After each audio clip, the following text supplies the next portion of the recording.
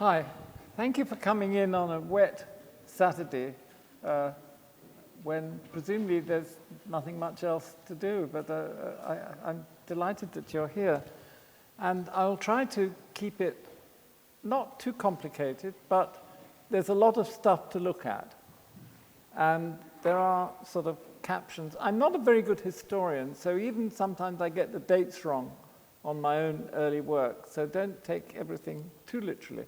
I'm always preoccupied by the fact that for many, many years, certainly in the UK, people were divided between the vast majority of proper architects and sensible architects and reasonable architects and well-disciplined architects, and a few funny characters that were allowed, that were sort of tolerated on the edges. And many years ago, I will now do a bit of horrible name dropping, but a guy who built a building here called Rem Koolhaas used to live down the street. And we bumped into each other outside the dry cleaners, actually. Not any great architectural elevated place.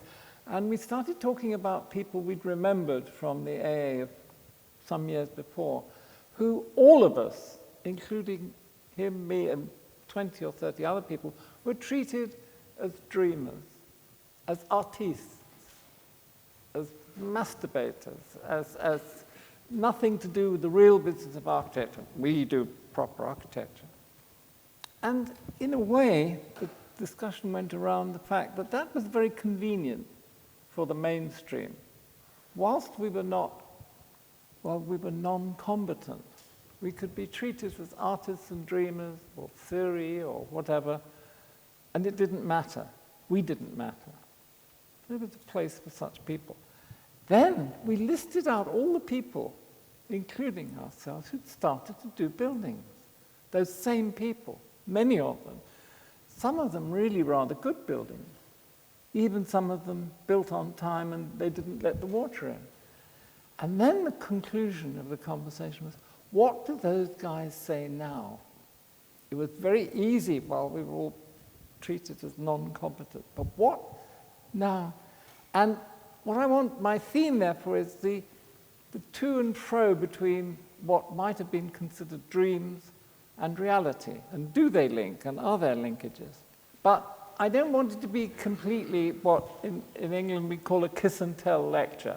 I did this scheme, then I did that scheme, then I did another scheme, and that was the name of the client. No, I want it to be revolving around it, except it's probably useful to do a very simplified beginning of the six projects, and a little bit of background. I'm what in England would be called an army brat, child of an army officer, and I lived in many, many towns as a child.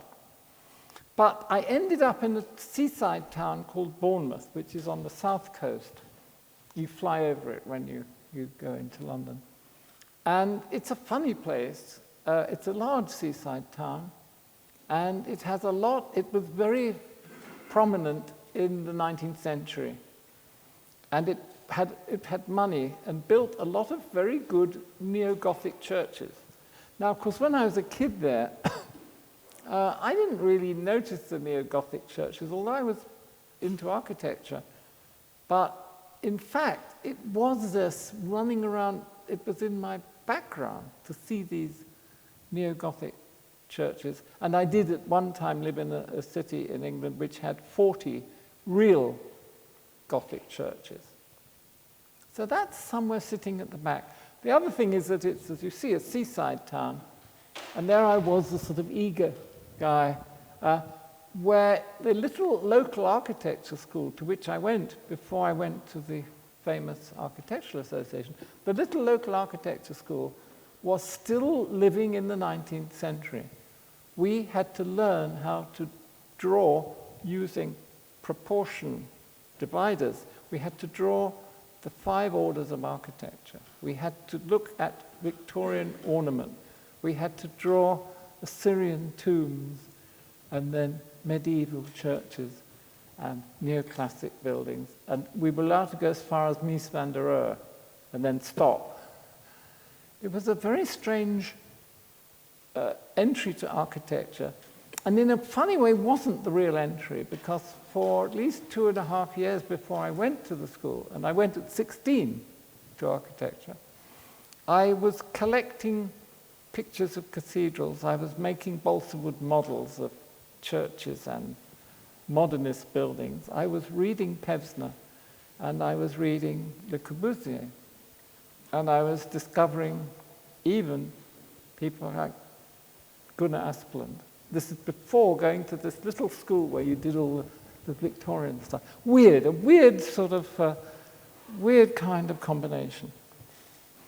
So it is probably no surprise that my very confused mind went in many directions. Of course, when I went to the Architectural Association and studied with very eminent people, with history coming from Summerson and Gowan, the partner of Sterling, and then in my final year, being a student of Peter Smithson, one had a sort of corrected version, and one admired one's teachers. I think that was the other interesting thing. Having come from a provincial place where your history teacher also talked about drainage, you suddenly had these people that you'd been reading about teaching you. And I remember the first time I saw Peter Smithson heading for the men's toilet, I thought, I've arrived. I'm here in the center of the world. But I think in retrospect, one realizes that when I left the AA, worked in offices and then started to meet the other guys, all of whom came from different schools. I think one thing that's very interesting, if you're an analysis of our own Archigram group, was we all came from different schools, and there was a 10-year age difference between the oldest person and the youngest person. And I was nearer the younger end. There were sort of almost two subgroups. But I think that was its strength. It drew from many different milieu, many different conditions. Now, the tower and the plug-in city have been written about greatly. I think, in summary, I would say of the plug-in city that it was a romantic project, that in our day job we were working on system building. We were working on, part of the time, a concrete paneled system for social housing, and doing studies of social housing, and doing studies of railways and so on. And this was, in a way, a kind of romantic view that said, it doesn't have to be as boring as that. It can make its own kind of almost landscape, dare I say. Many years later, I, with my friend Colin Fournier, took part in a competition. We were both already professors at the Bartlett, and we worked in the evenings for 3 hours every evening for about 3 months with 2 or 3 key students. And we rekindled the fact that we'd worked together before in another successful competition long before. And of course, the simple thing, particularly from the point of view of architectural journalists, was that I became then labeled for the second time. I used to sometimes in lectures say, all right, the young Peter Cook did Plug-in City. That's the sandwich board on the front of my body. And the old Peter Cook did the Kunsthaus, and that is the sandwich board on the back. And that's what I'm about. Thank you, you can go home now. The rest is complication. And the rest, I think, is in a way more interesting, that fact. The Kunsthaus, I would say, is a very simple building and incorporates certain dreams. One of my dreams was having, as a student, been shown a book that still exists in the AA library, which is one of the original editions of Chernikov's 101 Fantasies. And we were allowed to look at it with the librarian watching us, because it's a very valuable book. And it was a fantastic inspiration. And some of the things that Chernikov did were pieces leapt into the sky. And there in the middle picture, you see the piece of the building which leaps into the sky. Most of the discussion and most of the nervousness on the part of our clients and so on, having won the competition, the building had to be built quite fast. One of their nervousness was about the bulbous part of the building. But we had such a lot of technical expertise on it, and we had this wonderful engineer who I love dearly called Klaus Bollinger, who does all the co-op Himmelblaus, amazing cantilevers, and all, that I felt confident about that. But it was when I saw the piece that stuck out, leapt out into the sky, I thought, yes, yes, I remember that from the Chernikov book, Homage to Chernikov. The other thing I quite like is the fact that the building sits into Graz, which is not quite as crazy as Porto. I would say that Graz is a little bit more circumspect than Porto, but it's of the same ilk. It's a city of fantastic changes of grain and changes of mannerism, and it's a wonderful place to insert something in, because it's a tough old bird, it can take it. And I like to think about our building sitting there rather like a friendly dog in its basket, but not, and poking its head up, but not too high. And if you look at the top of the Baroque churches, you see that there were some funky guys there way, way back, long before us. And of course, the great thing about the building is its use of its skin, not within which are 900 pixels that are merely bathroom fittings. It's done on the cheap. They're just ordinary fittings that you buy for the bathroom, and then they can be programmed. And it doesn't sit rather like those boring panels that you get in the census of cities which give information. It's more like body art. It rides the undulations of the body, and I like that it's not sort of completely correct. Austria has been quite kind to us because we more recently won a competition for our largest building that CRAB has done so far, which is 200 meters long and consists of really two buildings, an administration block and the School of Law. And here we were interested in responding to the woodland that runs slightly behind, which is the Prater Gardens, which were the hunting ground of the royal family there. And we make a wooden kind of screen, which is rather like the currently fashionable bearding for young men, where you have sort of bristles, you know, but still the physiognomy is behind there. And it's interesting just to see that already the building is weathering. On the left, you see it in its status on the first day, and already it's getting a kind of patina, and the vegetation, which is a very important part of the internal parts of the building, is beginning to be there. And one of the characteristics of it is its characteristic of slithering, and I'll come back to slithering in a moment, that the organization of the building is largely to do with getting light into as much of it, of the core of it as possible, and having interstitial spaces which are for people gathering informally. Since I'm also an academic, if you like, I'm very interested in what happens in universities. I'm very interested in the fact that the interesting things really happen after the tutorial, after the seminar, after the studio session. And we try in all our academic buildings to build in these interstitial spaces, or to put a certain degree of casualness into the thing. Very different from the great architect who did this building, which I appreciate, but it's a different, maybe he did too in his own way. And the other thing is we enjoy being jolly. Gavin and I are a couple of seaside people in origin, and we bring seaside to Vienna. Now, I have done a lot of things in Vienna. I've been there many times teaching and visiting and passing, a lot of time I've spent in Vienna. And I know that it is a beautiful city, but it's often cold and grey, and the wind, any time between October and about March, the wind whistles through off the end of the Alps. It's cold. And people build these grey and white buildings in a cold wind. It's terrible. So we said, hey, let's bring some seaside. Let's bring something jolly and somewhere when they can hide from the wind and they can look out. And then on a sunny day, wow! And we won a sort of unofficial competition after the competition that led to the building.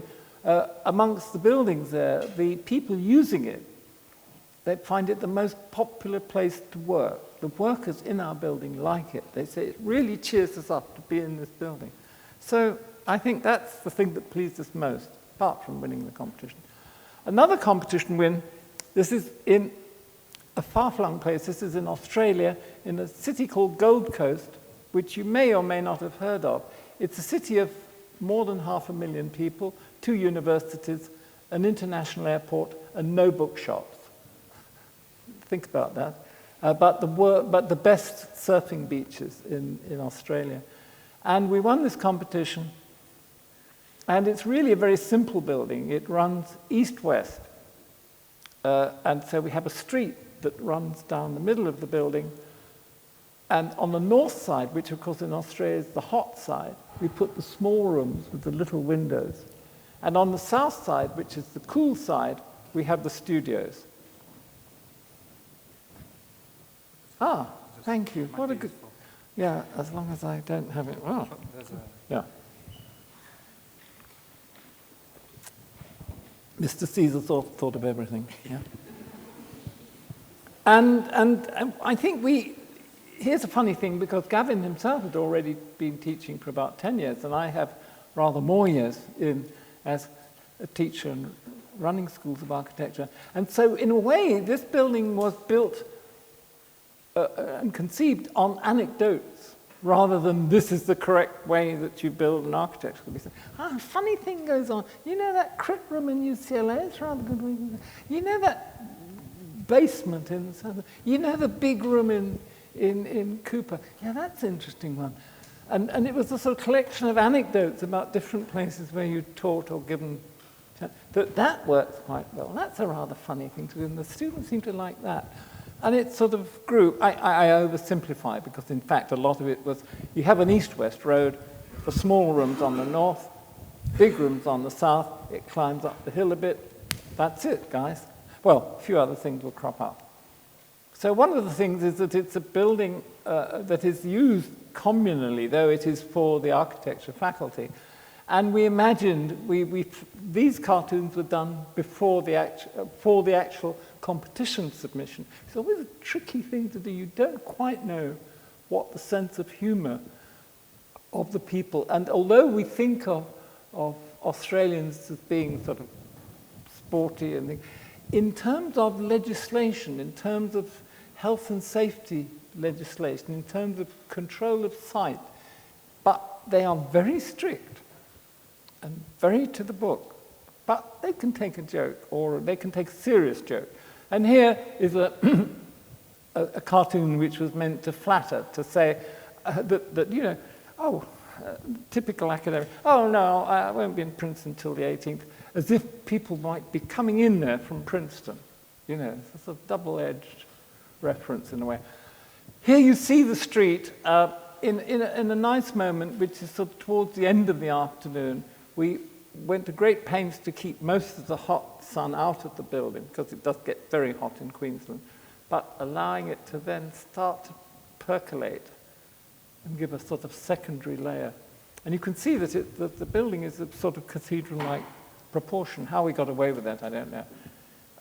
And the fact that the building can be used many times by many people. And here you see in the real photo, a very toothy Australian guy really enjoying our building.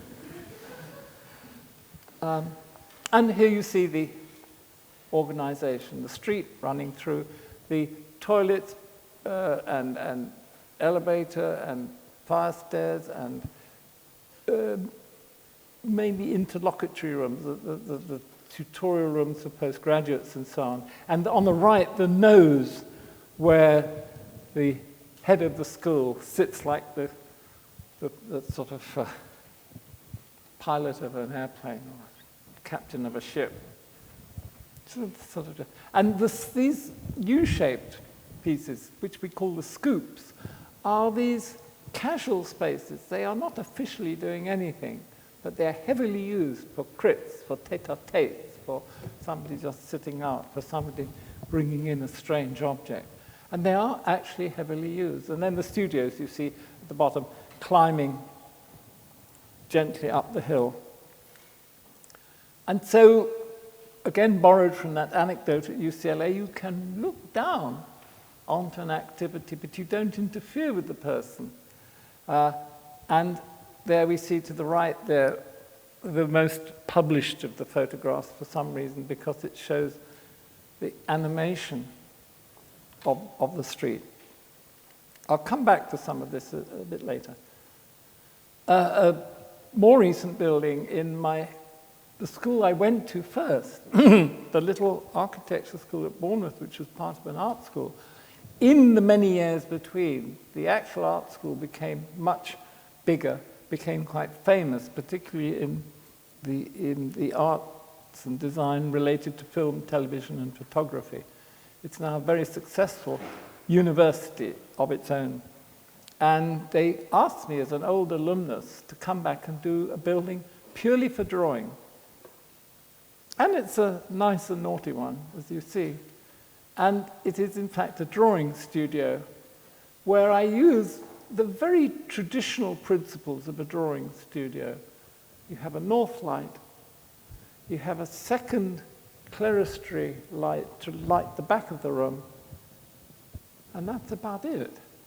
You hide distracting activities but you still have the trees, which are pine trees, which are very characteristic of that city, that are visible as a reference.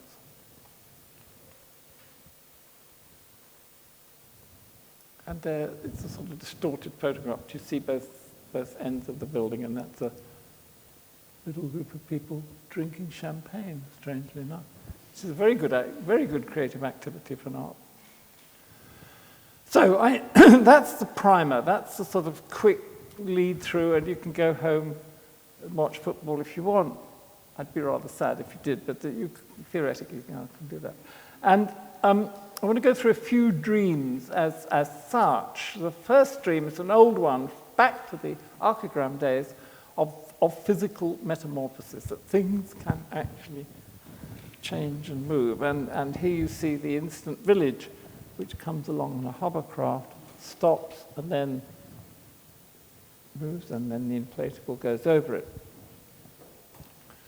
A number of projects during the archigram time where one was envisioning how a structure could change, could metamorphose towards future change.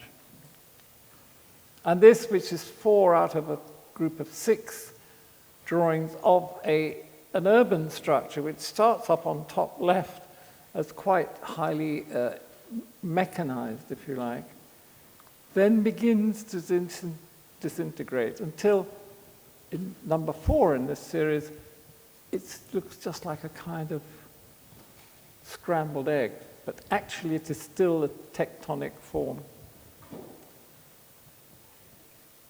Later, in quite a complex project for Berlin, we see a piece of it where the arrangement in this section that you see on the left turns into the arrangement that's on the right. Oops, it seems to be doing funny things. Maybe I'll bypass it, yeah. And it's all triggered by the cactus. You see a little cactus form in the left-hand drawing, which metaphorically takes over the whole scheme. There's a lot else going on in the project, but that's the part that I want you to note. Later, I take a series of vegetated patches, as a house which has a certain amount of vegetation allowed in it. And you see the armatures on plan, the vegetation along them. And then it begins to change, and it continues to change. In fact, there are 6 drawings of this series, of which I'm showing you 3. Middle stage here, where the vegetation has started to come, and there are more secret places, and they're mixtures of electronics and vegetation and growing grapes over the top. And then in the final stage, it gets very crazy indeed. But of course, I could say that the patina that's happened to the Vienna building is also a form of metamorphosis. But there's also the metamorphosis of an idea. We're familiar with the sketches that develop from one stage to another and then reach a more formalized state in the submitted drawings. Or there's the metamorphosis from a what is virtually a kind of cartoon drawing. This was a drawing I did actually, you mentioned Marcos Cruz. He was editing an issue of AD magazine, and he asked me to do a project for it. And I did something that's preoccupied me for a long time, which is a comfortable, vegetated club, comfo-veg club. There would be various electronics and strange fun and games going on, but it's a combination of vegetation and comfort. You can see them lying around and so on. A while later, in CEAU-FAUP in Los Angeles, they asked me to do an exhibit. And we did a very, very cheap, I mean about $8,000, nothing much more, and bits and pieces given, a version of Comfort Veg Club. Which is, and we had a group of my friends there, ex-students and so on, and we all pulled material over rubber. And it is very comfortable, and it simulated the idea of the Comfort Veg Club, as you see, much more simply than in the drawing. But it was very comfortable. It was very comfortable. In fact, it was reported to me, and the exhibition was there for about 6 weeks, it was reported to me that late at night, very naughty things happened in there, which I count as being a complete success of the project. I then did something which I've not really often been able to do, which was to take the constructed object and rework it into another drawing of how the Comfort Veg Club might be. So this is, in a way, stage 3, back to a more elaborate rendition, but using the built thing. On to the dream of slithering.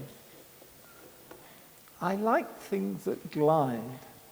I'm a bit reactive to 4-square architecture, because you move around like that, you tend to move, and it's very comforting to move. I did this project again for a German magazine, and it was located in the Breitscheidplatz, which is the center, more or less the center of what was West Berlin. And I then looked at various precedents for the slithering building, obviously the Mendelssohn one there, and also to do with the way I draw.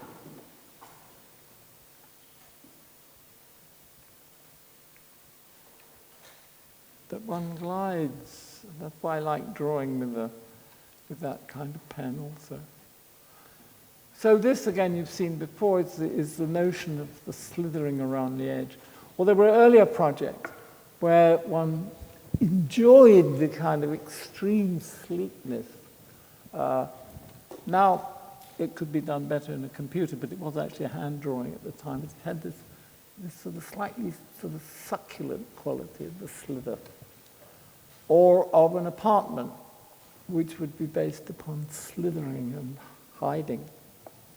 And we managed to build in Madrid, not as we wanted it to be, some social housing in Vallecas, which stopped halfway through the building because they went bankrupt and there was no money. Finally, a builder was found who would complete it, but all the fancy pieces were left off. But nonetheless, the slithering quality there's still a remnant of the slithery quality. And many drawings where I'm intrigued by the business of slithering. Or the dream of melting, back to metamorphosis in a certain way. I've for a long time been fascinated by what I call the tyranny of the tradition of the window. That in a way, through nearly all architecture, we end up making a hole in a wall. Or we say, there's no wall, it's all hole. But I'm yearning for something more subtle than that, where one goes imperceptibly from the solid through the translucent to the transparent, and then maybe back again. And a number of projects over many years have had that theme of the orifice that is not completely bound by the edge. And even little bits of Graz. We had the intention of doing more of these, but the city got very worried that we were pissing around and wasting money on such things as semi-translucent parts of the building. So if you look carefully, you can find two places where we did it. But also the idea, if you saw the veg house, of a vegetated village which gradually slithers and turns into something else. The dream of flying, I think, is something which has preoccupied certainly much of late 20th century architecture. Architects who always want their buildings to look as if, not all, but some of my friends, want their buildings to look as if they might take off. Of course they can't, or it's extremely difficult. You might as well design an airplane and be done with it. But we are back to that Chernikov work. This is when my face lit up in Graz, was the memory of these things, these extraordinary buildings.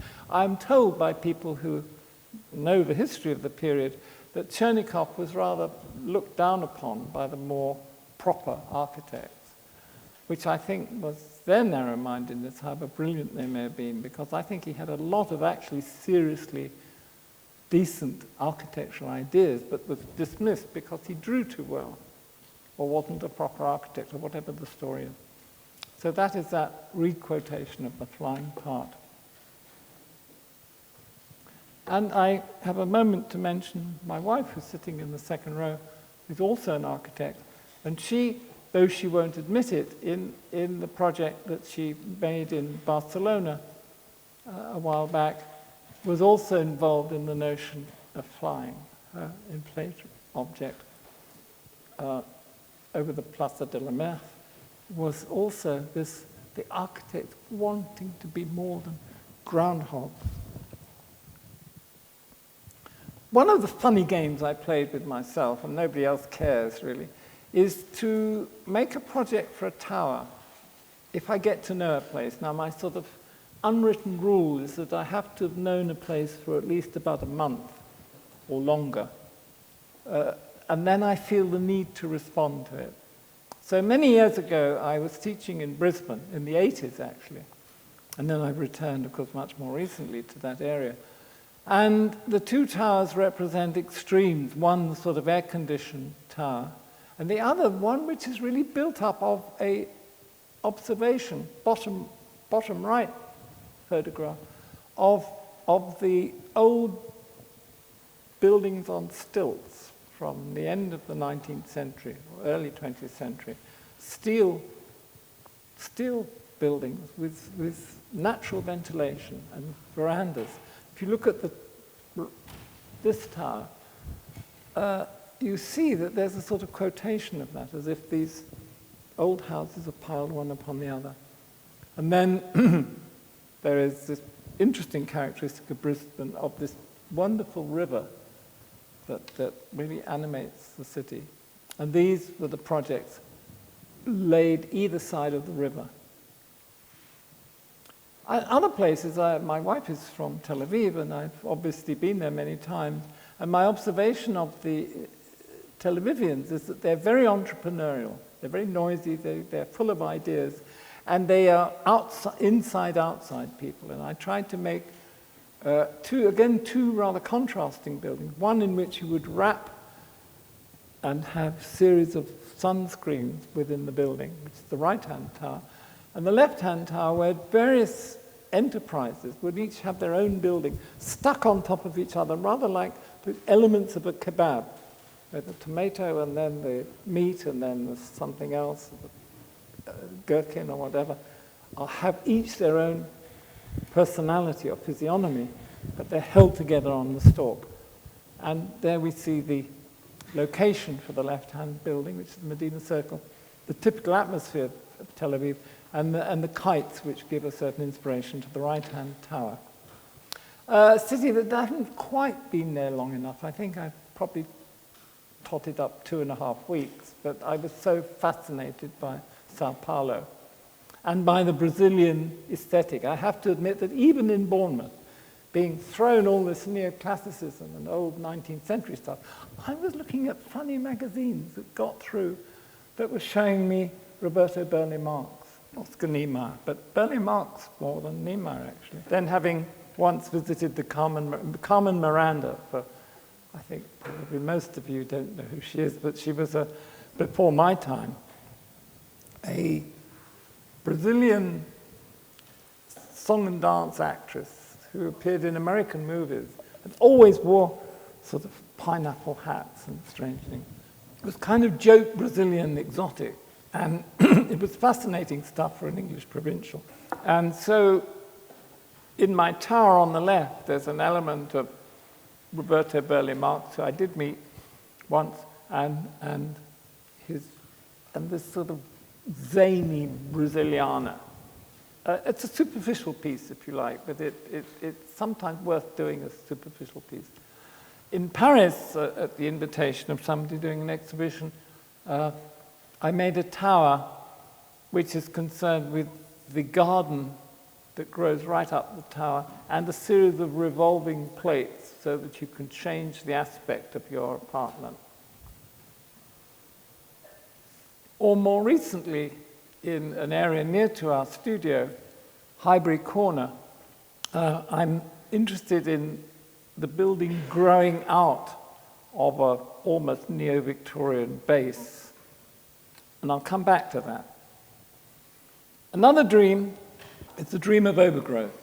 For years and years I've been fascinated by the idea of appropriating natural vegetation as part of the architectural discourse.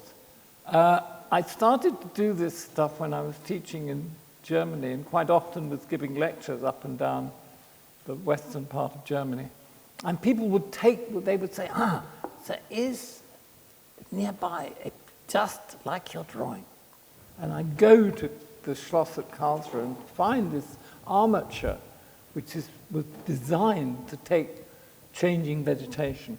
I would go to Schwetzingen and see these 18th century wooden armatures.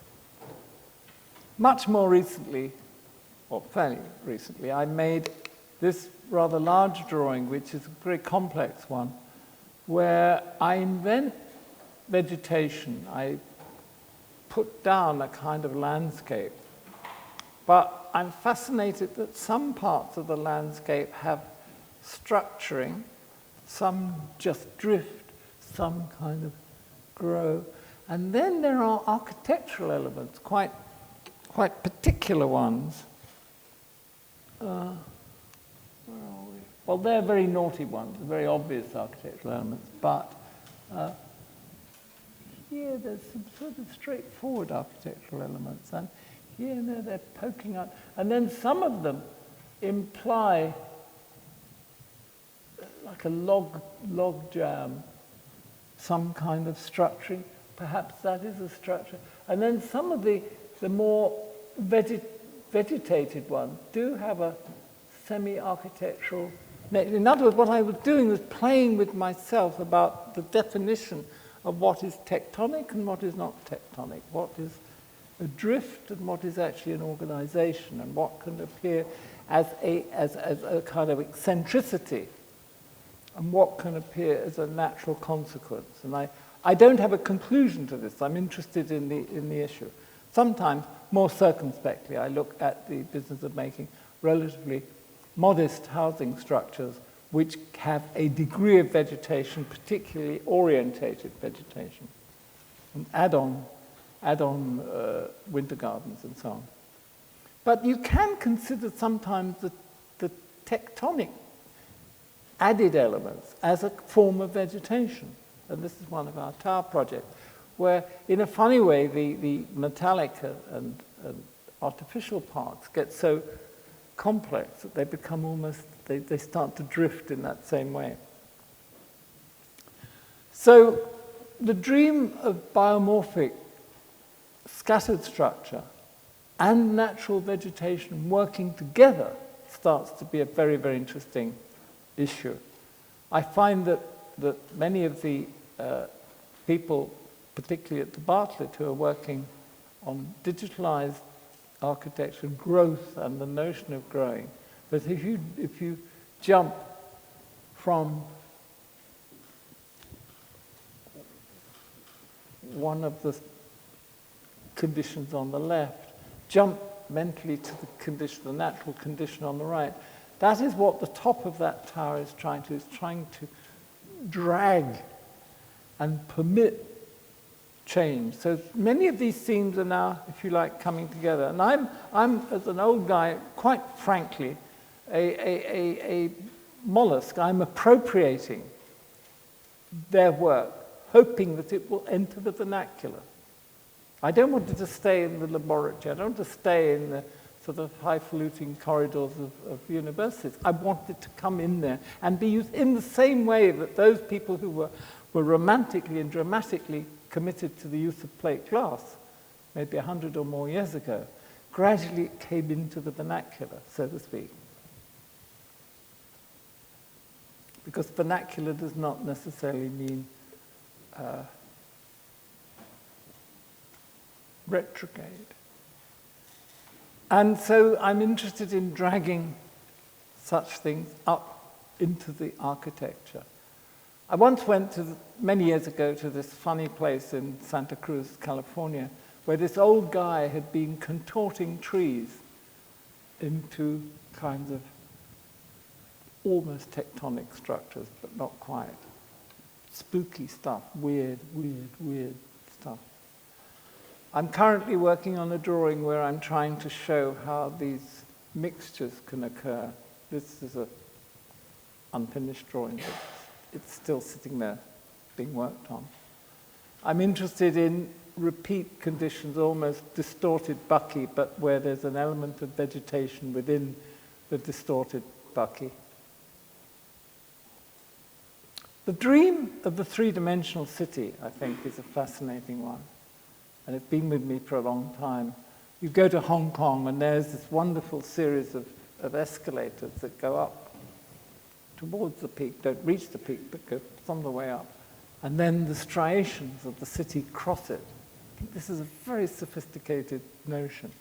And often we've been making connecting structures. And I guess this connects me through to my studies with Peter Smithson, because if you think of Hauptstadt Berlin, that really started. And the fact that my older friends at Archigram, who'd worked on the South Bank, they were very inspired in turn by this by the Smithsons and by this notion of these dancing conditions.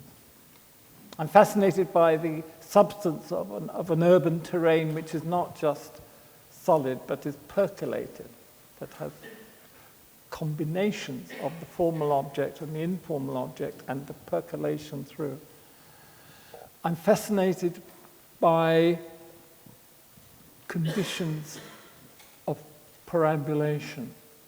In this project done for Pinto, which was near to Madrid some years ago, I was looking at I was doing that rather romantic architect thing, which is saying, oh, I wish people would come back to the small town and hang out instead of getting on the train and going into the centre of Madrid and or watching TV. I admit that there's a degree of romanticism. I don't know whether really you can recreate that, but the notion of the little town boardwalk, where the handsome young man will act as a flaneur, people will sit there with dare I say, a cigarette out of their mouth, and they'll be flirting and showing off and selling things and casual things and kiosks. I'm a big collector of kiosks. And that these should be tucked under the major buildings, which in fact inspired the building that we did build, although they hadn't developed the kiosk. But we put that Madrid building on the legs as a kind of quotation of the project here, the earlier project here. And the business of connections, of diagonal connections, not only in the very old 63 project, but in our more recent projects, done at Crab, for a series of tower competitions. We came second in one, which brought us a lot of money, but actually they haven't built any of the winners either. So, which I don't say with necessary glee, but it has been a very good test bed. Funny old dream, this one. Now this is a bit eccentric to me. The dream of the hidey hole. Little funny things that can be inserted. Of course, I'm not sure whether Mr. Caesar would go for that kind of thing. Maybe he does, secretly. But certainly Schinkel was up to it. And I think the Gleinecker gardens are always sort of fascinating, these strange little objects in the ground. And in Darmstadt, Ulbrich, and I have to admit that one of the things I want to spend tomorrow looking at is the sort of Art Nouveau elements of your city, because I have an increasing admission of taste for the Art Nouveau. Maybe it percolates through. But Ulbrich, when he got into Middle Germany, when he left the bosom of Otto Wagner and Vienna, and started to build around the Matildenhöhe, some of the fascinating bits of it, and I put a marker around this one. I always find it it's sort of cute that you have the major academy building, and you have this little cutie that he pokes out there, and these strange little things that are inserted into the garden. And I'm fascinated by a very early project of mine was where you would have a secret building. It would be secret only because you couldn't see it as you walked along the landscape, and you'd almost tumble into it as you reached it. And in our favourite English garden, which is Kent's Rousham near Oxford, you get these very spooky, surely the Frog King lives in there, or there is a dead body or something. I was once, and this is really getting obscure, but it's necessary, I think, if you understand what I'm about. I was in Tel Aviv, which is a busy town, in the busiest street in Tel Aviv, fairly early in the morning. And it's a typical modern, it's a very good modernist city, but it's bustly and busy, and there's not a lot of romanticism around. But there's a lady who set up a little shop in amongst all this sort of white busyness and noisy cabs and stuff. This little lady, she sells little sweet things suddenly. And I just missed catching a picture of her. She saw me with the camera and she darted in. But I love inconsequentiality like that. She would fit in Porto, I think, more easily, you see. But in Tel Aviv, she would fit in Norwich or somewhere quite easily. But not in Tel Aviv. It's not that kind of place, which makes it more intriguing. So in projects sometimes you get these secret pockets. This was a project for a railway station, but in the analytical models that we did, we were interested in pocketing into the internal space. Or things like that. I was with a group of students and we were photographing in Pasadena the Green and Green, famous Green and Green house. But I was interested in the hedge behind us because I thought, that is a house. There's something inside there. I don't want to be told the truth sometimes. Somebody will say, no, it's not, it's just a hedge and they've got a hut behind it, or, it's a dog or something. No, I want it to be what my dream of it can be. Things can be more than they are, not just pragmatically explained. So I made a project, not built, of course, where one developed the idea of the hedge with the hiding, so that from the street you see a fairly circumspect, a fairly normal hedge. But the spooky stuff is behind, only visible from the house.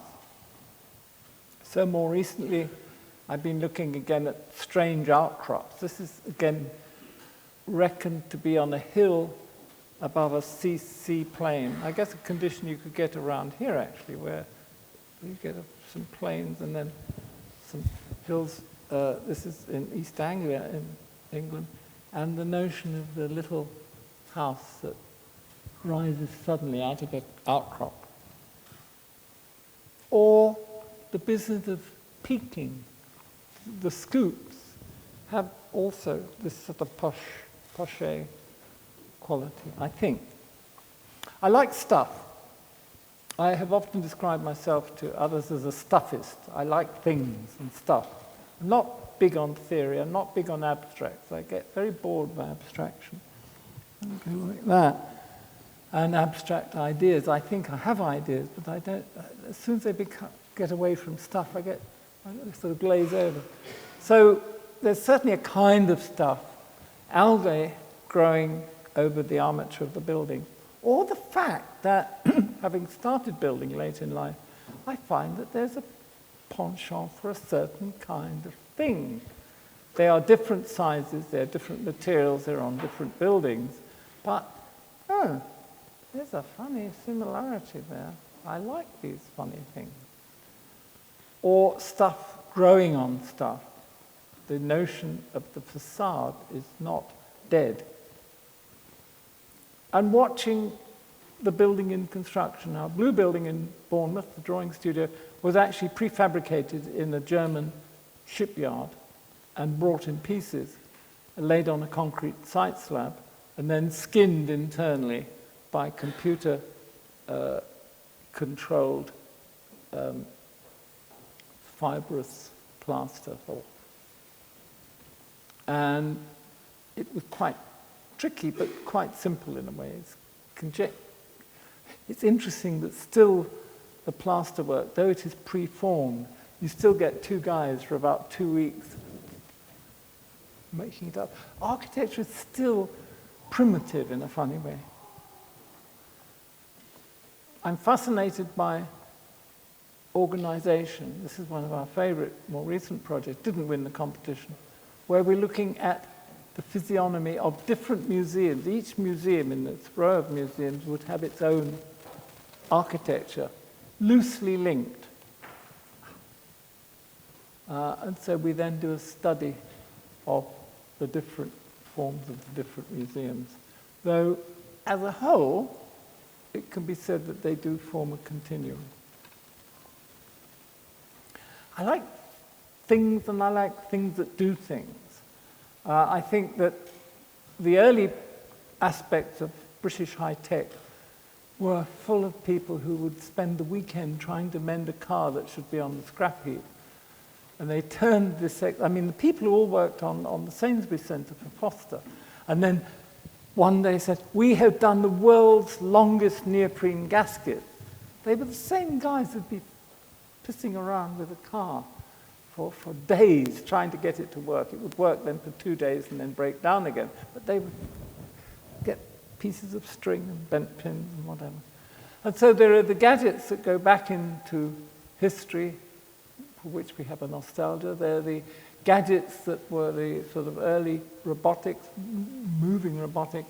Bottom right is a funny one. It's Craig Hodgett's hi-fi set up in the Hollywood Hills. It's just a funny old collection of mostly 60s, 70s hi-fi on a very strange object. David Green, his fascination with the Mobot, the object that cuts the grass and rides the ground, and a cartoonist. The right hand is a cartoonist from the early middle 20th century called Heath Robinson, who has been a great inspiration. Heath Robinson made these cartoons about silly, silly things that almost worked. And I think there's a link, somebody should do a PhD thesis relating the work of Heath Robinson to the British high-tech movement. I think you could prove it. And a slide I use very often, which I realize I think was taken in your own airport here.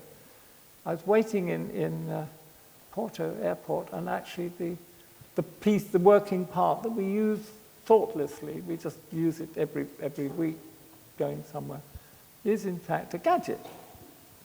And that's your Porto version of the gadget. And lots of strange fetishist gadgets. Or here, some friends of mine in near Frankfurt made a bedroom that slides out. And I've actually been sitting on the bed and it started raining, and we pushed the button very fast. It slid back in again. Or on the left, a Hungarian friend who used one of the Venice Biennales to demonstrate the link between electronics and silly Chinese toys. Or in New York, I'm trying to remember which museum, the robot becoming now an artist. Or one of my earliest built things is in Frankfurt, which is the roof that when it gets warm, you just open the building. And some funky guys from Beijing who I like, who do a completely stupid set of bicycles that again form a giant umbrella. So the gadget can come in, or these, which were one of our Taichung towers, where we developed the idea of algae growing on the building. So one is inspired by the silly. A project for Madrid we did, which was in a competition that seemed to fizzle out, which was for cheap temporary walls to be erected in Madrid. Something I saw in Shenzhen, don't know who did it, don't know what it is, but it amuses me. It's very silly. Sometimes I do even sillier drawings than usual. Or something that's actually done quite seriously is treated as a silly. I loved it when this building was just built. In Frankfurt, they had a wonderful conference called Blobmeister. Now, blob is sort of English, blob. And Meister is das Deutsches Meister. And the idea of blob, Meister. I like the cultural shift that you get from it. And of course, I would claim that in London we have one of the earliest and greatest blobs done in the 19th century. And we had, for a long time, a cartoon character called Mr. Blobby. And we have done experiments that aren't really experiments, gestural experiments. And we collect slides of kiosks. I'm fascinated by kiosks until suddenly somebody in Taipei says, okay, come and do a kiosk in the middle of town. And a favorite project of mine, which I've been digging out since we did it from 2008, is a competition. We do stupid competitions where you know you're not going to win. We do competitions that occasionally we have one, but this was a silly one in Skopje. They wanted a footbridge. That's it. River, footbridge, shopping centre, downtown. Got it? Okay. But we said, hey, let's, I said, you could put a kiosk on the bridge. That could be good. And then Gavin said, you could make the kiosk move slowly backwards and forwards. Then I said, hey, you could make the kiosk have a bar on the top of it, which the legs, the steps come down like the back of an aeroplane. And you know, the adults can have a sliver bits or whatever, it's the thing in Skopje, and the kids can still have a chalk ice, and the thing slowly moves across. Of course, we did not win it. They built a concrete footbridge in neoclassical manner, which we sort of knew they would, but what the fuck, you know, you do this thing and it's great, and I take it to almost every lecture I've ever given since 2008, which is quite a lot of lectures in different places, hoping that there's somebody, maybe you're your glass manufacturer, what they really want is a kiosk that moves, that connects something with something. And you've got, you know, Porto is the city of stupid bridges. I mean, it's got, I love it where you have a bridge which is on top of another bridge. I know they're doing slightly different things, but I always quote, I said, there's this city in Portugal, got a bridge on top of a bridge. Get it? It's lovely. I love it. So it needs another bridge, which has got a, you know, it's the one, I mean, you got that, you used to have that shop here, I don't know if it's still there, where these guys, the mannequins with the suits on them, move up and down the shop. Then you've got that bookshop with the amazing stuff. You can take a moving kiosk bridge better than anywhere else. You probably haven't got the cash, but you could do it. So a quickie little one I've just inserted yesterday was remembering, finding odd things that you'd forgotten about, projects that you know, it's a funny potpourri of things. Mystery places that stay in the mind. You go up in Norfolk and you see this strange thing on the hilltop and you say, what's that? That's not east of England. That's rather strange. Or you have a project we did for Seoul and we sent all the components, but they didn't pay for us to go there. You wonder if it really looked like that. Or house projects that I've been interested in, one for Moscow, where you're dealing with cold and you're dealing with passive solar heating and so on. Another one for Houston, where it's hot and sticky, and so the idea is you generate from that. The idea of the bedroom runs straight out into a small yard, and you just leap out of bed, shower, run out in the nude, bask, and run back in again. It's a sort of generic type, which would not be appropriate in London, nor I think in Porto, but in Houston, yes. In Houston, yes, yes. Or strange drawings that, this is again from that Way Out West project, where it is a combination of things drifting and slightly casual and slightly brooding. In many of the buildings and projects, one's fascinated by people. My wife says that as I get older, I get more interested in people. And I say, look, you teach for 50 years. You get to know a lot of different people. You use amateur psychology as a teaching tool. You respond to somebody who's depressed or too talkative or hiding something or liaisons between different students. You start to use that as rather than just rules of the game. An old project called Arcadia, where I took, for example, the very, very trendy couple and gave them this sleek apartment, or the romantic dreamers and put them in the river. And here, when we were doing another project for the city of Gold Coast, we didn't win, but we came third. We had to put a cultural centre into this town, as I said before, 500,000 people, etc., no bookshop. And you have to put a cultural centre into it. Tricky. Because the clientele of Gold Coast, without being too London-centric and too snobby about it, is a certain kind of world that do not probably go to art galleries, and do not go to the opera, and do not necessarily read long manuscripts. But they need to have fun as well. I can't remember why this slide is in this particular position, but it's a nice pair of slides, so there it is. And I moved to our latest project, which is going to be built in Bournemouth again. They've come back to us for a second building. It will go on site in 2 months' time, and it is for start-up companies. The university supports these small companies of graduates and give them space for a year or 2 years. And therefore it's called the Innovation Studio. And each company will be on a platform. It's a completely structural timber building using that CLT, which is effectively a kind of giant-scale plywood. So again, we will come back to the issue of looking at people.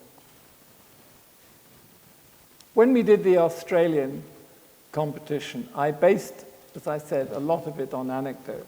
The terrifying aspect of the critique of the jury, of the review, and some rather pompous young faculty saying, I question your terms of reference, Barbara. And all he's doing is really showing off to the other members of the jury. Barbara is sort of with her notes trembling. And her friend Joe there, he's really nervous by now. He's sort of, and their friend Jack, with an electronic toy, you know it's not going to work. I mean, it's the typical story of the Bartlett, that you go to a jury and you say, no, it's going to do something. Well, it's not really working. It was working on Thursday. And then you walked off somewhere, you know, and somebody came running after you and said, it's working, come back, have a look.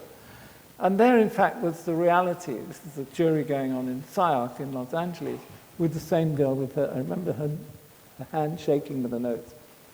An important thing, particularly if you're the head of a school, is to have somewhere to escape to. We claim that we have extra number of root systems in the building in Gold Coast in the Bond University. And here the scenario is the guy in the grey suit, who's probably the head of the school or somebody high up there. Oh, and bear in mind it has the best surfing beaches in Australia. Ah, nice to see you in the building, Jules. Jules hasn't been there. And the other member of faculty, the younger member of faculty, saying, oh, fuck, I don't get involved in this. He has an alternative means of escape. Or here, and I managed to actually do the quotation, I was suggesting that by having the kind of tray arrangement we did in the competition stage, that this poor, rather unfortunate guy might pull the nice dark-haired girl. At least he thought so. Therefore, he might work there late. And I found the dark-haired girl on the location that I'd drawn in the cartoon, which is very satisfying.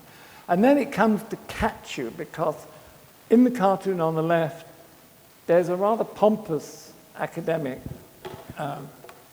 what the caption is. Look, you have to accept this is a point of departure. And there's an old guy sitting in the front.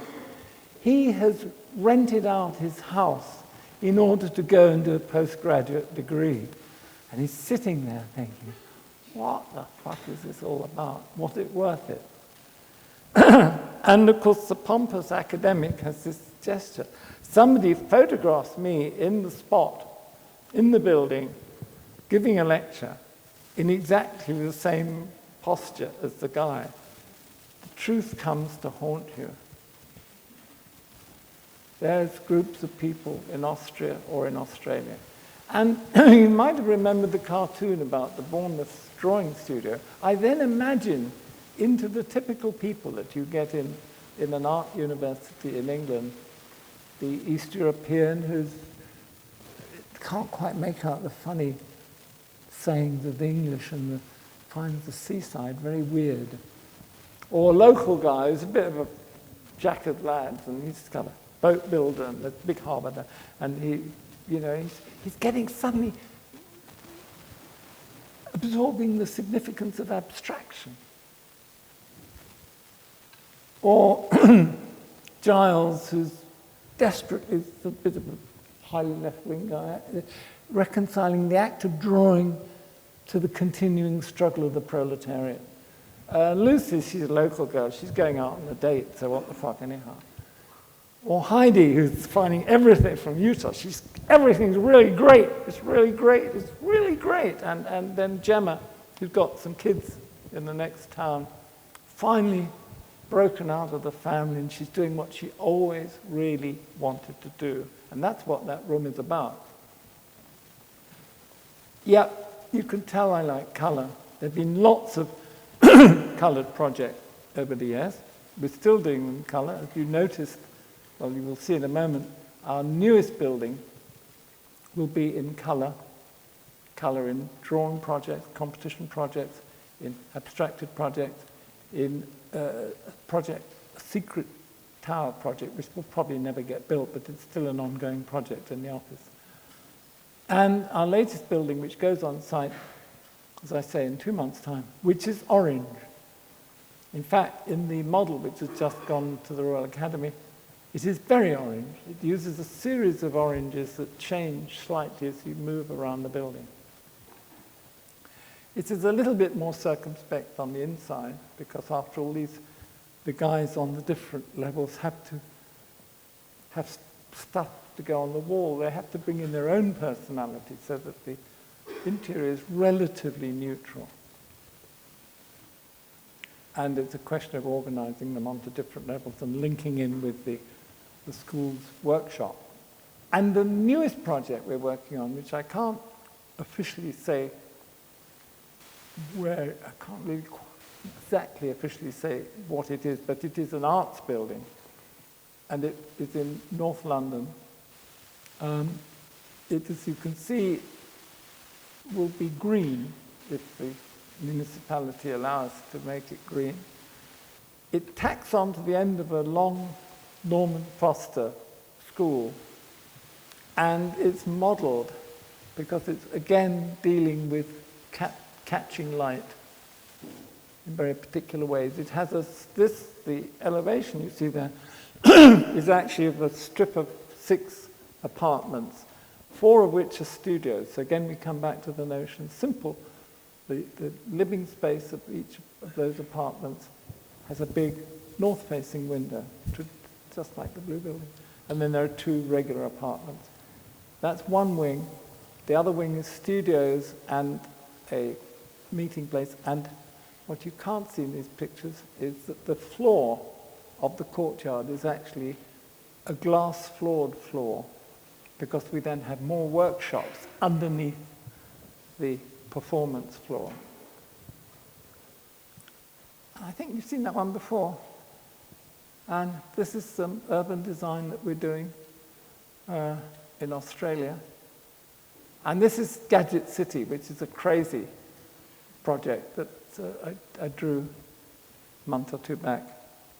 It puts a lot of... This is the hairy end, when you're not quite sure of all the ideas, and you throw them into the project. And I can guarantee you bits of it will then trickle out into the more likely projects.